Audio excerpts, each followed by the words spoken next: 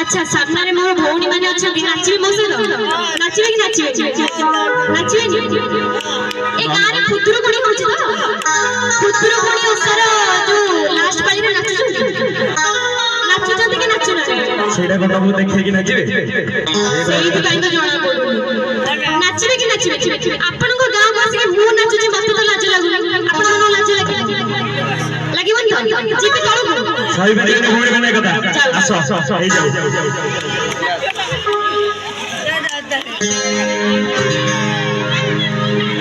घना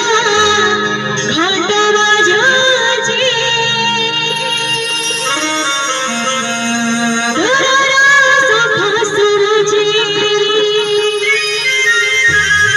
घना घाट बाजाजी दुरारा सफा सुरजी